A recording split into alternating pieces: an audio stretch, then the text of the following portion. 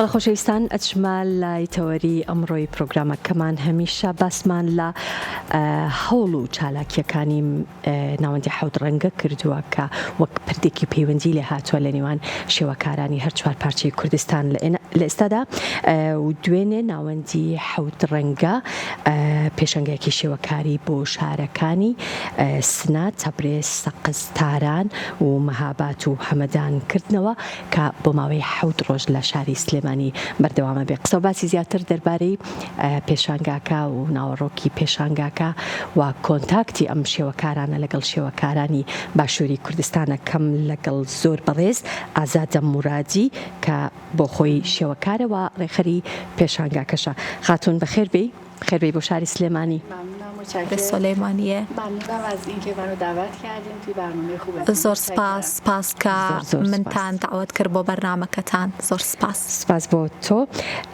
ئەم کۆنتاکتە چۆن دروست بوو و چۆن شێوەکارانی ئەم شارانی کە ناوم هێنان شارەکانی با بڵین ئەو دیوە چۆن کۆبوونەوە بۆ ئەوەی کە بێن لە شاری سلێمانی و پێشانگەیەکی تایبەتی بکەنەوە؟ بله، واقعیتش یعنی اولین قدمی که ڕاستەکەوەیە یەکەم هەنگاو کە ڕێگەی بۆ ئێمە کردەوە ناسینی هونەرمەندێکی کوردی سلەیمانی بە ناوی هەژار محەممەد ئەمینە کە ساڵی ڕابردوو من لە دانشگای بوئەلی هەمەدان داوەتم کردن لە ئینستاگرام کارەکانیانم بینی بوو. لە بواری ئەنفال دایکانی کورد کاری کردووە لە زانکۆی ئێرە دەرسی ئەوتەوە کارەکانیان زۆر جواب بوو. من داوەتم کردن لە زانکۆی ئێمە وەرکشاپێک دابنێن و ئەمە بوو بە سەرەتایەک بۆ ئەوەی من پەیوەندی دروست بکەم لەگەڵ کوردستانی عێراق بە هەوڵ و ماندووبوونێکی زۆر لەگەڵ کاک بەختیار سەعید کە ناوەندی حەوت ڕەنگەیان هەیە. ئەوە یارمەتێکی زۆریان داین بۆ ئەوەی ئەم پێشانگایە دانین. من لە ئێرانیش کاری دانانی پێشانگاکەم، کاری هونەرمەندەکان لە پێشانگاکان بڵاوەکەمەوە. ئەم جارەیان زیاتر لە 100 کاری هونەرمەندەکان لە شارە جیاوازەکانی ئێران کۆمان کردوتەوە و لەم پێشانگای نمایشمانداوە. وەک خۆت ئاماژەت پێکرد کارەکەی تۆ با بڵێن بەشێکی زۆری پێوەستە بە ڕێخستنی پێشانگاوە بۆ شێوەکاران، کەواتە کۆنتاکتێکی زۆر باشە لەگەڵ شێوەکارانە هەیە. چۆن توانیوتە یاخود بۆچی ئەم ژمارە شێوەکارت لەم شارانەی با بڵێن ئێران هەڵبژاردووە بۆ ئەوەی کە کارەکانیان لە کوردستان و باشووری کوردستان با بڵێن نمایش بکەن؟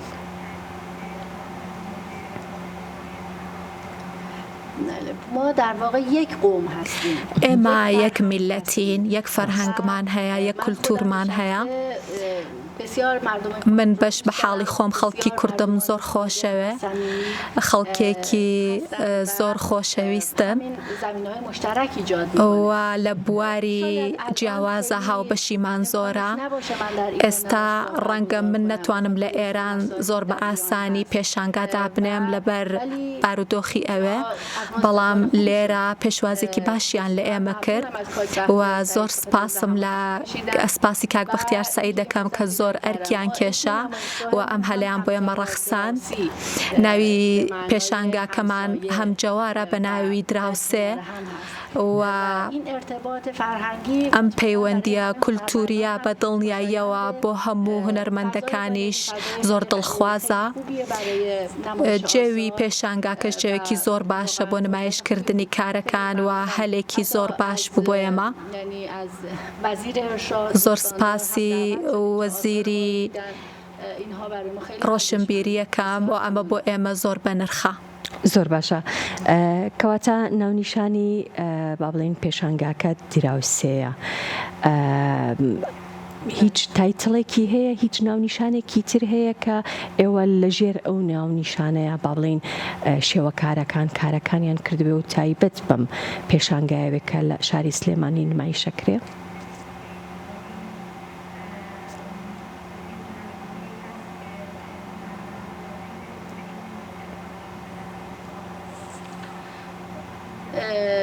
نه واقعیتش اینه که من خیلی هم نا لە ڕاستیدا من زۆر ئاشنا نەبووم لەگەڵ جەوی ئێراوە ما یەکەم هەنگاوە بۆ ئێمە لەم بارودۆخەیە من خۆم خەڵکی هەمەدانم لە پارێزگای هەمەدانی ئێران وامە هەنگاوی یەکەمە بۆ ئێمە بۆی کە بزانین لەم هەلومەرجەیە لەم جەوەیە چ کارێک زیاتر پێشوازی لێ بکرێ بۆی بتوانین لە داهاتوودا کاری باشتر بۆ ئێرە ئامادە بکەین و لە هونەرمەندی زیاتر و هونەرمەندانی کورد لە هەردوو وڵات داوا بکەین کە لەم پێشانگایە بەشدار بن و ئەم فرسەتانە بۆ ئێمە زۆر بەبایەخە. زۆر باشە لە پێشتریشە ئەو هەمە ئاهەنگیە یاخود ئەو کۆنتاکتە هەبووە لە نێوان هونەرمەندانی کوردستان و هونەرمەندانی شارەکانی تری ئێران و پارچەکانی تری کوردستانیش ئەم هەمە ئاهەنگیە چۆنە بینیت وە ئەگەر لە داهاتووشە ئیش بۆ ئەوە بکرێ بە تەنها کردنەوەی پێشانگاکان نەبێ بەڵکو سازکردنی کۆڕ و سیمینار و گفتوگۆی کراوە بێ لە نێوان با بڵێن هونەرمەندانی کوردستان و هونەرمەندانی شارەکانی تر. بسیار عالی. همونطور که ما در واقع زۆر باشە هەروەکو ئێمە وەرکشاپێکمان هەبوو لە دانشگای بۆ عەلی لە زانکۆی بۆ عەلی هەمەدان مەجالێکی زۆر باش بوو بۆ ئەوەی لەگەڵ ڕێکارە جیاوازەکانی کارکردن ئاشنا ببین ئەم مەجالانە فرسەتانە زۆر کاریگەرن بۆ پەیوەندی زیاتر بە دڵنیاییەوە هەردوو وڵات هونەرمەندی و گەنجی زۆر باشی هەیە کە حەزەکەن ئەم شتە ڕووبات و بۆ ئێمە قورسترە بەڵام و کارە بۆ ئێوە ئاسانترە بەداخەوە بۆ ئێمە سەخترە ئەوە بکەین. زۆر باشە هەر شێوەکار و بە یەک کار بەشداری کردبوویان شێوەکارەکان بۆیان هەبوو بە چەند کارێک بەشداری بکەن لەم پێشانگایە؟ نا دەیتوانی بە چەند کار بەشداری بکات هەوڵمان ئەوە بووە کە گۆڕانکە جیاوازی زۆر بێ لە پێشانگایەکەیە 32 هونەرمەند بەشداریان کردووە 100 کاری هونەری لە پێشانگاکەیە هەبووە وانە بووە کە هەر هونەرمەندێک بتوانێت تەنیا بە یەک ئەسەری هونەری بەشداری بکات بەڵکو زۆریان بە کاری زیاتریش بەشداریان کردو بەڵام هەوڵمان داوە کە زیاتر لێک نزیک بن و جیاوازیەکان زۆرن لە پێشانگاکەیە. زۆر باشە دوێنێ پێشانگاکە کراوەتەوە تا ئەمڕۆ دووهەم ڕۆژی پێشانگاکە بوو هونەرمەندان چەندێک ئامادە بوون لەوێەوە ڕەئی ئەوان چی بوو لەسەر کارەکانی ئێوە؟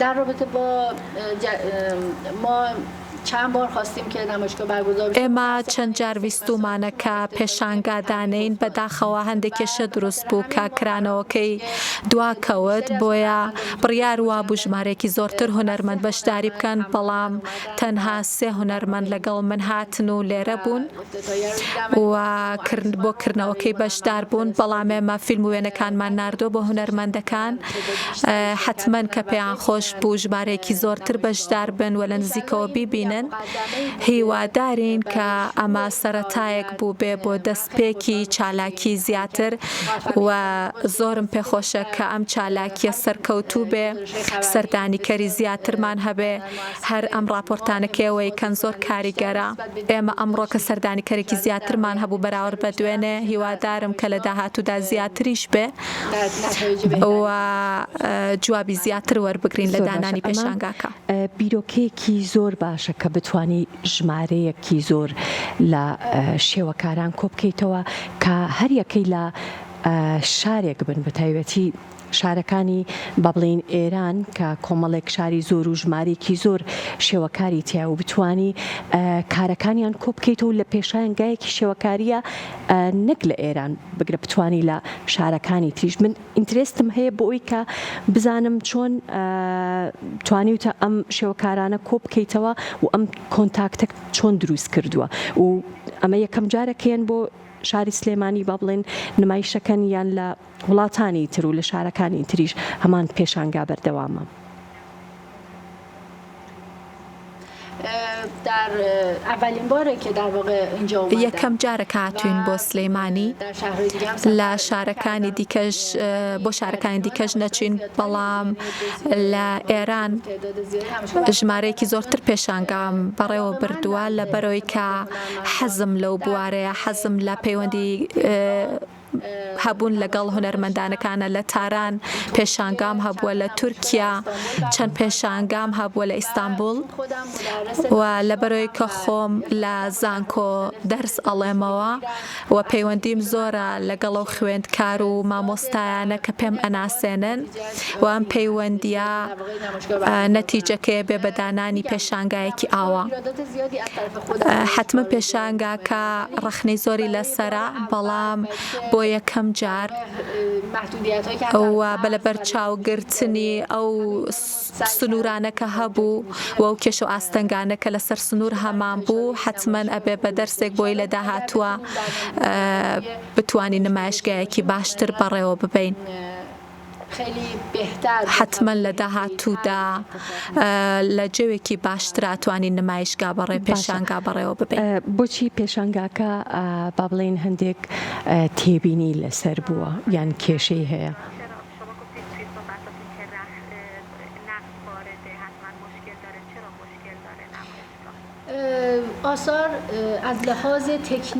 کارەکان لە ڕووی تەکنیکی و شێوەی کارکردنەوە بێ نزیکتر بن لە یەک بەڵام لە ئێستای هونەرمەندەکان ژمارەیان زۆرە و کارەکان لە جێوی ڕەئاڵ و ئابسترە و سوورەئاڵ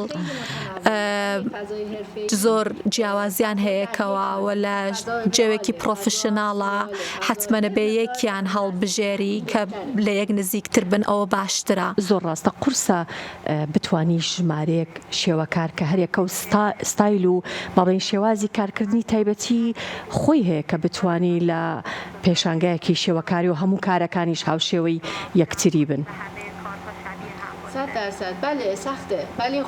بەڵێ قورسە بەڵامە بێ هەوڵی خۆمان بین بەو شێوەیە پێشانگاکە سەردانیکەری زیاتری ئەبێت بەڵام لە بەرەوەی کە یەکەم جارمان بوو وە زانیاریەکانم زۆر نەبوو لەسەر ئەم بارودۆخی ئێرە و هەرێمی کوردستان و سلەیمانی لە دیدی خۆمەوە حتممەن ڕەخنەی لەسرە.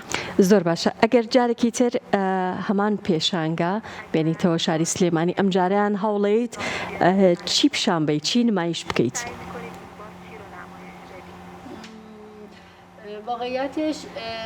ڕاستیەکەی پێم وایە لەگەڵ خەڵکی ئێرە زیاتر ئاشنا بووم زۆر خەڵکێکی با ئیحساسن و ئێمە بێ ئەو کارانە بێنین کە زۆرتر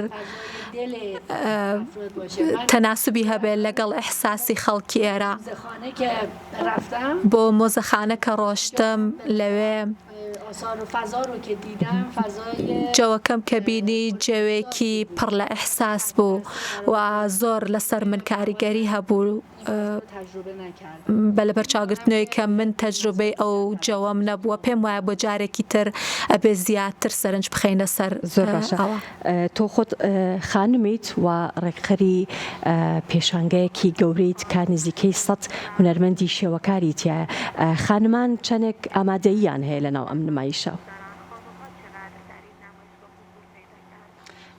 در ایران هنرمندان زن بسیارند. لە ئێران هونەرمەندی ژنمان زۆرە. میشه گفتش که ئەتوانین بڵێن لە ئێستاە نەتوان بڵێم لە 100% بەڵام لە زانکۆکان خوێندکارە کچەکانمان لە بواری هونەرا زۆر زیاترن لە پیاوەکان و لە کوڕەکان ڕەنگە بتوانم بڵێم لە 180 خوێندکارەکانمان کچەکانن و ئەمە بە معنای ئەوەیە کە هونەرمەندی کچ و خانممان زیاترە. هیوادارم کە نەتیجەی باشیشی هەبێ و ئەمە دەرەنجامێکی باشی بۆ خانمان هەبێت. بەڵێ پلانتان هەیە کە بە هەمان شێوە با بڵێن پێشانگایەکی شێوەکاری بۆ شێوەکارانی باشووری کوردستان لە ئێران بکەنەوە؟